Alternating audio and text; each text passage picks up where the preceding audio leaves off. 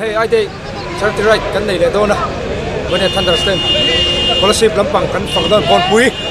Atranga bank te kon inkaran do na. Ai nei members ta kan thok sut tha. Anung kan ti charity hi. Kan nei wa ani big lo wa ro chu.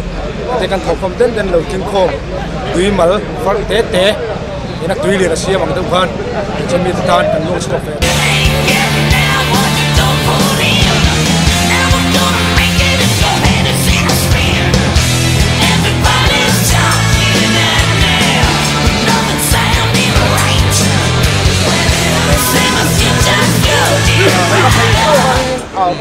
Kon pui bol pui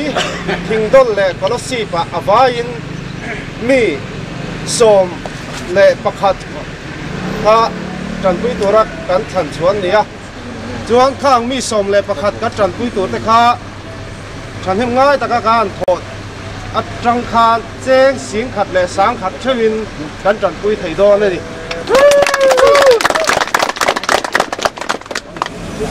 nom Garia pura yan right attendant sa la kaniya la dalo de khanin dani ta sela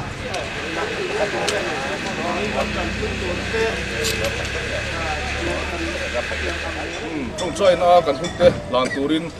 pu rp ang hang liana so pathian mai trong trang u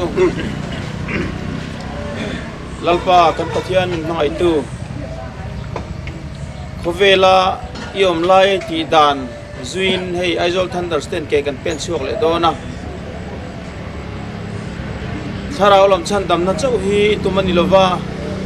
ti sa lama kan harsat na te kan mang an na te chan dama chan chua kan ni na po Kovela iom lai na sa takin chu min na chui thoka chu chu ke ni aizol understand hian kan chun zom thina kan thil ti alien lova atam lova attitude te po kan tam lova nima selana sa takin mal min som ti kan thia kan lo me chu mi mal som na luang liam lo dong tu tur zong zong ten de kan thil pek lom te tam lo tak hi enge mo zong tala an nun khu chuanan an tam khu chuanan an lo man ti na turin atem le tam cheng ko ni selana ngin khong ai takin kan thil pek te mal som mang che isu krista mingin chung chu kan ti la che amen.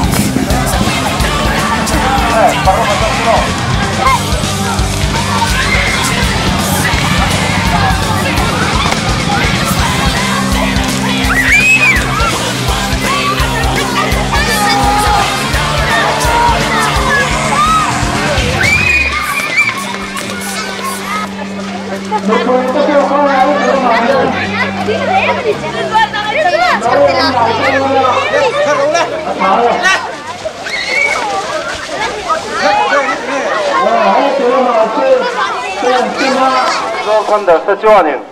kum sang hi le pathuma tangkhan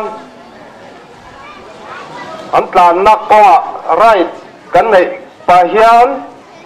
mi har sa te chan pui hi an lo ching chuak to chu tiang chuan hei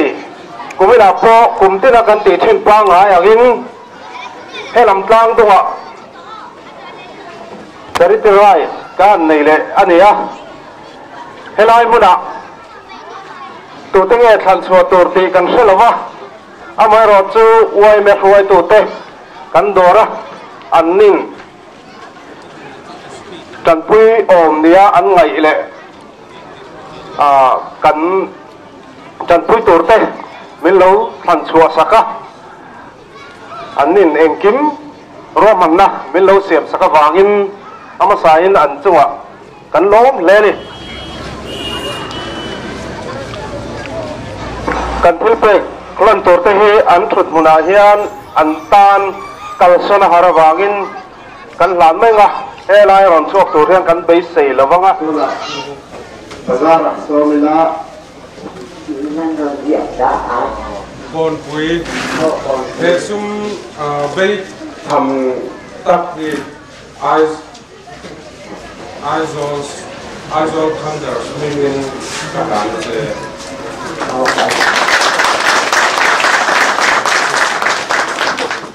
cái hi bùi vanal rồi à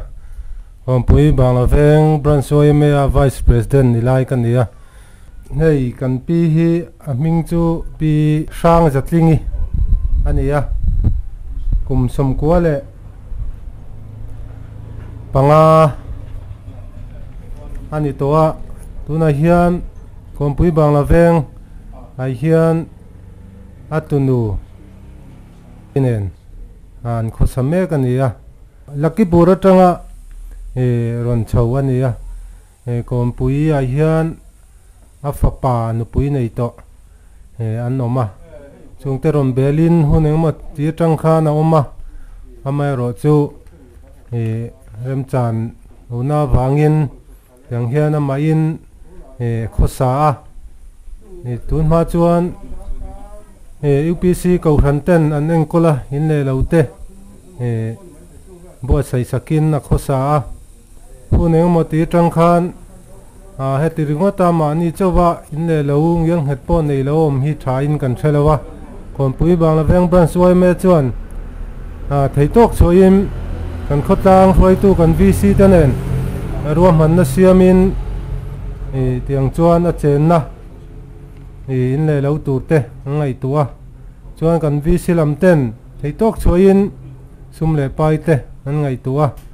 chuan kon pui bang la veng ban suai me hian a chen na turin hi poi me rama kan sak sak ta tuna hian chuina chuan a khosamek ani Military kiam ta ania amai ro chu hei ban doi na wang ti ang din pun hi alo pen ta nai la kam via bali pura zika ko sun fai yon te yu tu le ton ka lo fa ta ai zo phan da swing ka na tu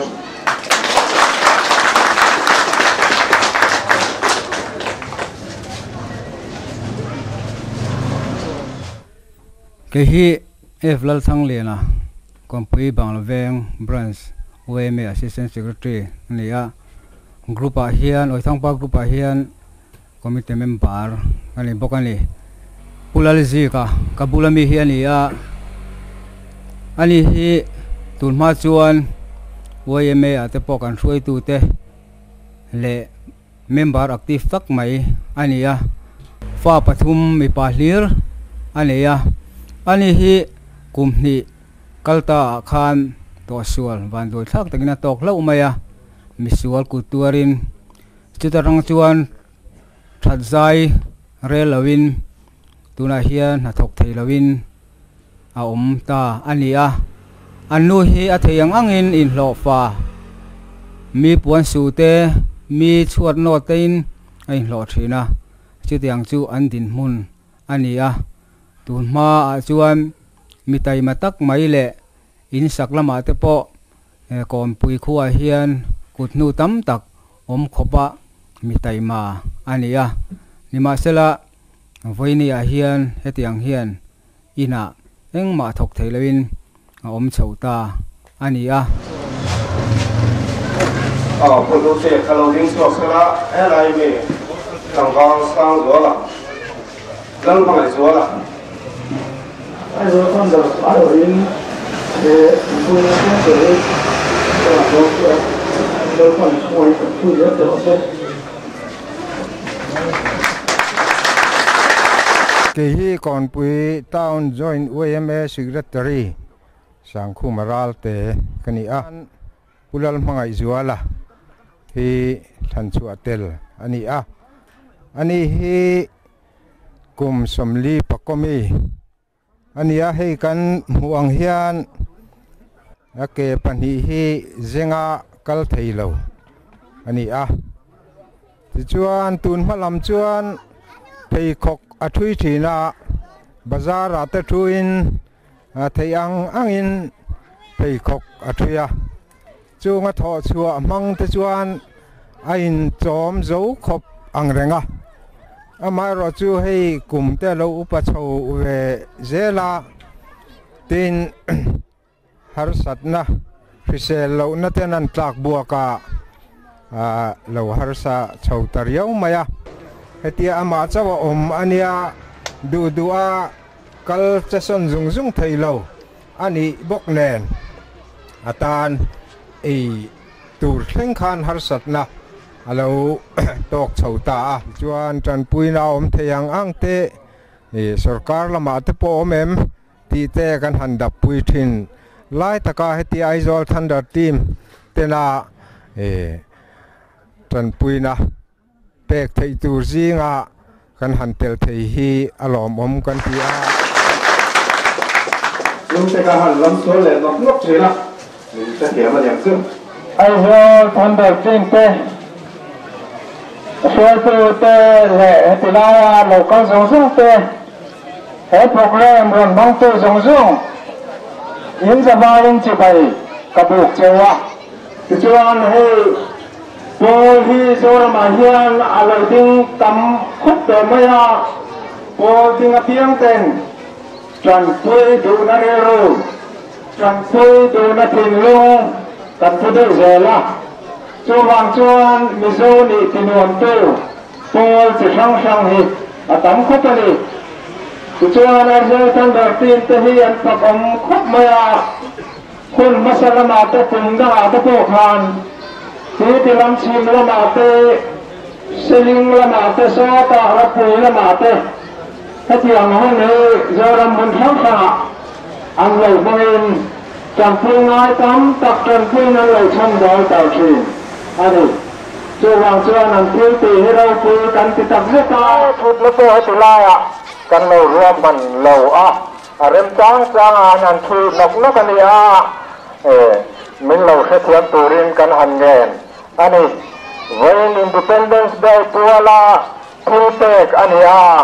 hemi rual te chi hian ki ta independence day lom na hun program man ani mek boxia du thusamin atayom tu mi pute kan tamlo min tu mai thaya chung tu pa chu min khe thiam turin kan ngen tak vetani tika kan soi thei to ni mai te se ala Pathian ne lo tung trai ngo olo pa nagi voinia kon bui huwa hian keidi aizol thunders te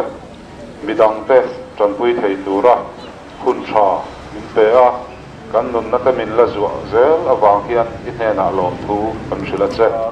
nun kong an zo chho ni zel tura engamut talla an man tong kai na turin imal som na kan dil sak ani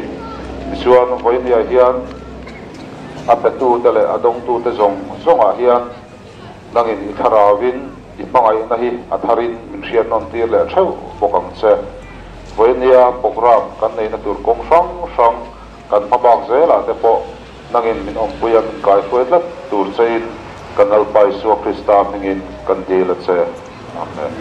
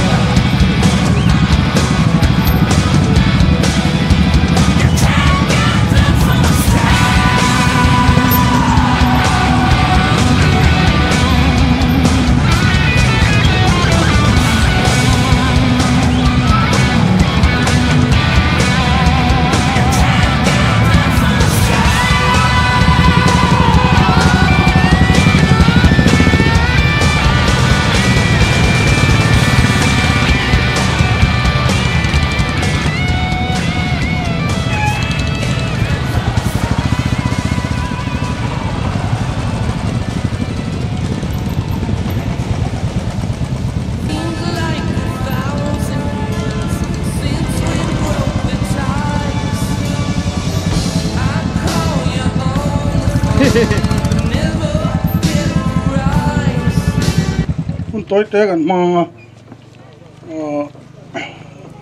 với na hiền Aizawl Thunders te India Independence Day right nipa formin helai tlang tu hiền mi harsa zual te tran pui na hun kan phang do na Thunders te hiền kum tinin mi mang ang le mi harsa zual te tran pui tu hiền kan theina kan sum le pai kan phalang tok kan thok khom thina chu với na po hian pilal chuan um ne na bei tham tak kan on hlan do na ni chuan pilal chuan kan ko menga anin pilal chuan umi samruk le paruk mi hi hilpek lo hlan sela pilal chuan umi hei ke ni Aizawl Thunders Bullet Club te chuan paisa thok khomin he kan thok khom hi lalpan tharau lama te ti salama te lo ti pun sak turin le ma som na ta lo chan ti turin kan hlan che ni pe hi ar van lal sila kania bol pui no ta cheng kania hei ani hi adin mun hi thalawa ama hi cancer nat na ve ani tin avan doya pasal po hi cancer bokin athia fapa an fapa nei chun po cancer bokin borala khong e thakom em chung ter chu ria in way main ani hi ron select chuak ta voini hian kan lom tak mewa tran pui ngai te tran pui tura Thunder team ten hanin pek na kan han sia hi kan han mu hi kan lom tak meu ani hun rei kan mang lo wa helai veng helai chu tang hian nge thu toy te tal han soi du kan omem o Aizawl Thunder Club te rong bol na ro pui hlein kan ria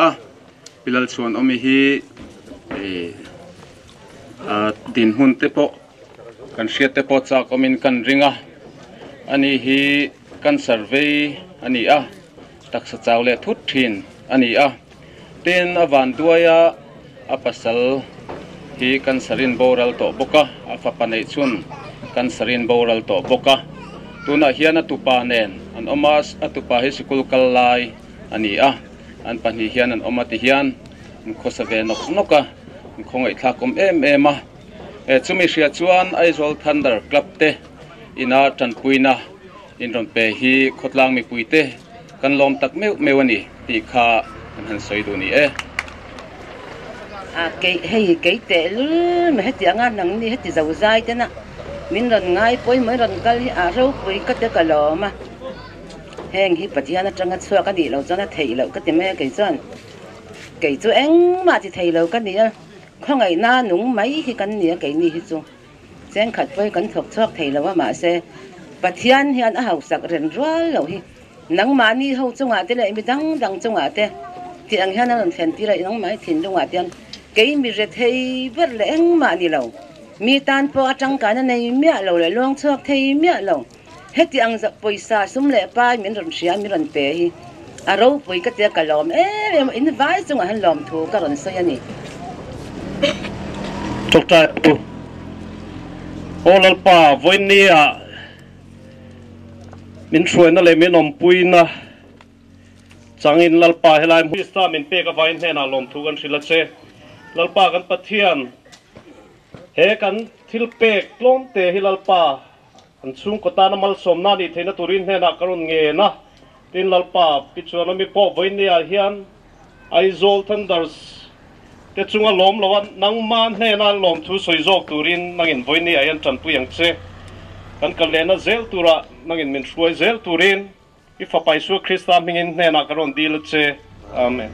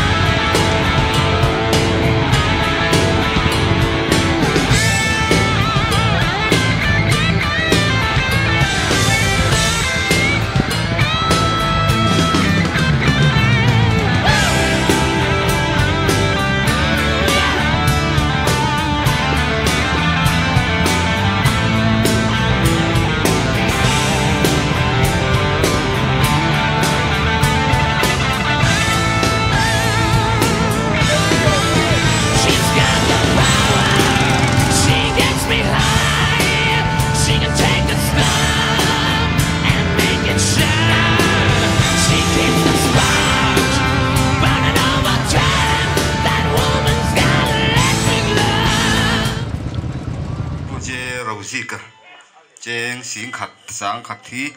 in mamo le atul pe man turin Aizawl Thunders member zong zong ai oin ka tan che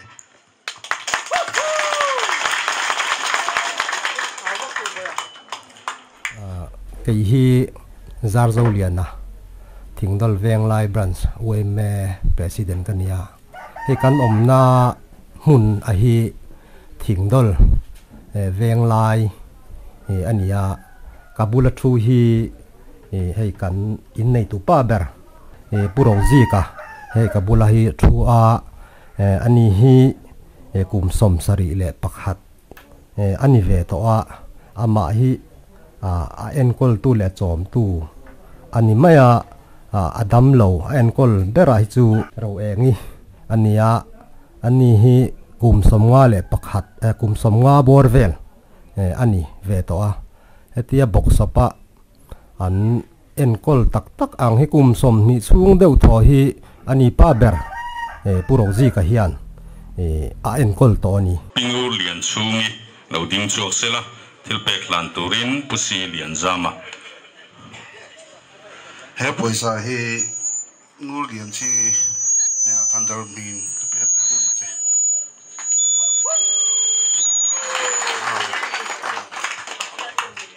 helai marveng branch OMA hian tunai hian finance sales secretary in kauma hey alo mom khop maya am hasain Aizawl Thunders ten helaya kan veng kan branch suam chunga mi pi ngur lian chungi te chung kwa hetianga tan puina inon nei thei hi ke ni marveng branch OMA chuan kan lom khop maya masai lom thu kan soi ni sela chung khat nu bera hi pi ngur lian chungi ania ani hi tuna hian kum som kuana mang mek ania ti chuan hei kasir vei lama mi hi thang chuai lo thang chuai lovi an tia chuan ani po hi kum somnga somruk borvel akai toin kan ringa chuan hei kasir mi hi nul hiri ania ani po hi kum somnga borvel turang ani ti chuan ne hei an ni chung kwa hi enkol tu mu malwak hi an nei lova tran puina te po hi kum tin deuh tho hianin tian a khuwa ang te pol sang sang NGO sang sang atang te hian tran puina te an dong thina tin baka hei an in teng te po hi atira chuan hei sarkar ina asak indara awat anti khami manga sak khania tiang kuman rei zela hei an repair ang chi te hi YMA ten le tlom ngai chanom kho veng te nen tiang kan nei thina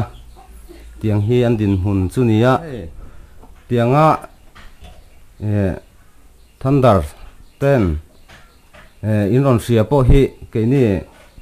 marveng branch OMA chuan aveng nei tu te kan ni na tangin kan lomin in chunga po lom thu an soi mol ani thil lian tham ani lem lowa khang kan lo ti thei te po kai ni Thunders member te chu kan loma lom thu te po kan soi let ve duani le tuna chuan kan program te kan ti top don na enga puaram hlun lalram hluna tong trai na kan program te min lan sak turin isomang pathian ma kunin ni tong trai lalpa kan pathian kan ruaman le kan tumdan angin voine hian Aizawl Thunders te kum danga kan ti thinang bokin right limom tak nangin min suai thleng le a kan lom em a chu mai chu ni lovin tlong takin Aizawl kan lom em ani tun huna hian helai khuwa a thingdol khuwa a po hian lalpa mi pahni pipingur lian chungi le puroji katte tan mal somna tlem te kan han ni ve thei rungat poi kan loma anni lo po hi imal somna mo em tan pui ngai ngoi pon mai thei nangin midang poi vur zel kan duwa kan ti thei tam lo ma se kan ti thei chun ngin malamin som sakla kaini hi helai huna tanga lakal le tur kan ni a ke mani ya wanga midang ena van doina to pal thei te ke mani poi na har sa tok thei te le call til le chemai thei te kan ni khongai takin kong tlona min ve na min om pui zel tur po in ikuta kan in la ne lali su mingin chung chu kan dira che amen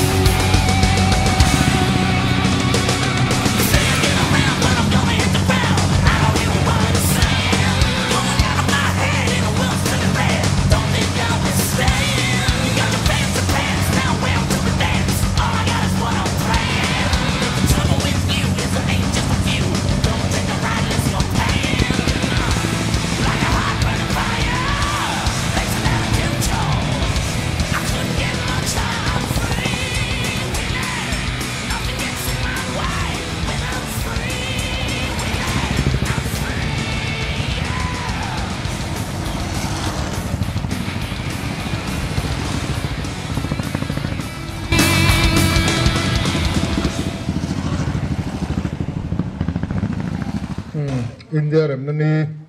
Independence Day ahian in charity right kan nei thina hei kumina po helam tang dunga kanon neya tilnan na min nei sakturin patima zote tilhan bei tham tak mai tom kinga ton kai ta kai lo man thei nan du sak na den Aizawl Thunders penin ta la na che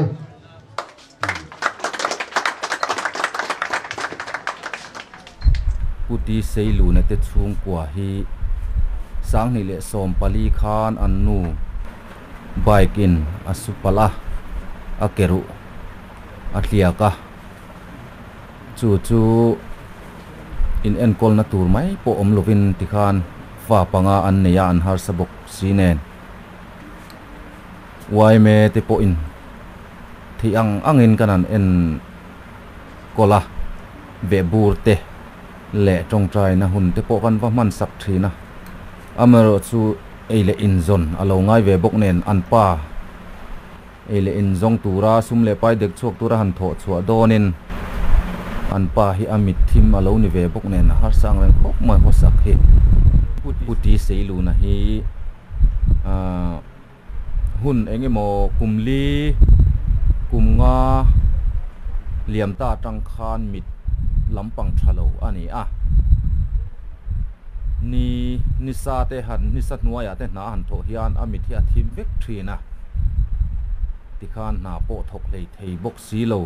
an nu accident an tok le bok ne an har sa em maya chuan voinia hei branch YMA in kan lom khop maya hetianga Thunders Club in puti seilu na te chung kwa big ta na mun hatak atanga indon panwang fanga indon refu po hi pathian rem ruan ni in kan thria a Thunders Club chunga branch YMA mingin lom thu ka soi tak me wani project sunai lo so mo no tong tai mo lalpa kan pathian en kim ti thei tu voinia hian ke ni Aizawl Thunders team te nangin kan hwamin hroya mi chung ko som pakhat lai tan pui thei tura imal somna min pe te wangin hen lo thu karon sei ni chuba kan lalpa hei helai mun atangin reng te kon program te so in Aizawl lampan kan fu chole dona mun pani lai kan na ya nain kan hwamin hroi le la hetiang hun ro pui takte mi te tan pui thei min siwa wang pui hen lom thu karon sei ni lalpa hei pusailu te chung ko po an mang an nia email an mu theinan tuna thil poisa claim kan pek te hi inel lom tu seina sang te thei tun le nangma lampang lalpa an nasa zo kan hoi thelen turin an ma nang thua thrau thil om pui tu ko ena kan don bil bokani nang to so to thena te nang min veng la lalpa kong te thalowa kong te dia ka mun then khat tu ma cha so lo turin himdam taka kan in lumte dang in foi tang le turin kan lalpa so kristan ni lo so chuin na karon dile amen ole ni hey voin he Aizawl Thunders ten Independence Day Indian Independence Day ya charity right kan nei voi som le pathum na ani a Aizawl Thunders ten a charity right kan ti hian member ten kan thiam tok te kan thok khom thina lai kunga kum somli tangwal lai kum ani hi mani khan Aizawl Civil Hospital an onom renga chuk le to fardu aron don sandona kilpil ta turin tu lalum hema soma e kaming chu sil ma chuana kania helai ni dia conference YMA branch secretary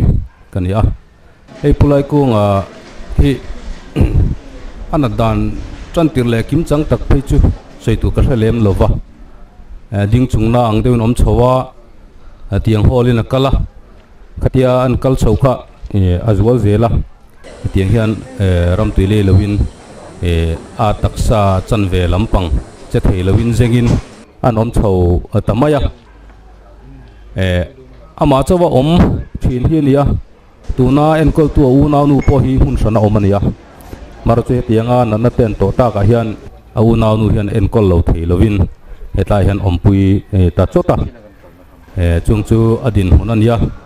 ei tuna hian Aizawl lama aban diklo na kha zual zelin civil hospital lama anan om chole ta ania an lain at om hea ei voinia Aizawl Thunder ten ronkal an mani tran puidu le an mani chanchin se chiang tura in ronkal na hian lom thu branch wai me mingin kan soi ni sela athanga chu tijong chu ka soi thei tok ni mero se lome Voin Indian Independence Day di hian scholarship new get god pulai pu kan he da hian Aizawl Thunders mingin thilpek temte kan na hi nuna pulai pu ne na kan han don ni ai orin pi lo dinga ri kai na nge si khat le sa khat ani usang zuala ani hi lantur hian pu e virashama sobanga pu usang zuala loading selangin pu viresha no chukanga usang zuala te pu viresha kan lome ke hi scholarship bank thar YMA branch treasurer arin sanga kan ya hai kabulami te me panhi hi no pa ni in ka dinglama mi pula sang zola sung ko ho tu berani ani hi amit khom hu na lama hian hun engam bati tang khan voile khata mul lo thut ni lavin am lo tial tial atu na hian bulami te po mi khemang lavin an oka te khiat chonin thu than ania anin soilo chon khemai thei to lo amit khom hu na lama ania hei khotlang tan puina tam tak am dong thi na ni ti kha kan soidu ani puchan thanga ahlan turin puping thang huama nu chok selangin kedi Aizawl Thunders ten weina hei sumte te hi tangkai tak le omjene takka lom tak chuga inu manatan kan thik to kan chu ye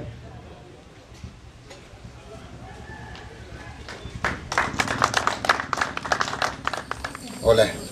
hey ke hi alal zokima Vancouver YMA branch executive committee member kani hey when hian hey in nei tu te puchan thanga kum somriat le patni le piral ton kimite kum somriat le pathum halan muna an mel kan hutheya ani hi hey chunga hinan no pate hinan oma fa pali nein mai chia tha an neya an fa ken pasal fanau nein in sang an chang zo to hian tar to tak main an ni no pate mai hian he in chunga hian an khosa an ei zonna narim han la ei zonna kan thok thei an ni lawa an pha kang tok te ya an tho ve the an tho ve thei tok ti in ar ten bula chu chu an ei zonna an mu na an in tun na chu ani maya tin helai mun hi an mani in ani ve ti hian an ko sa ve no ani chu chu an chan chin tlang puite ani i hati loading sela filpel ha turin tuares ke puro sa khuma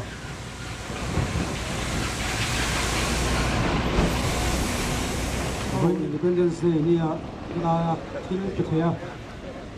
karan on vai ke di Aizawl Thunders don thugan soi phota pathian mal somna nia hei po hi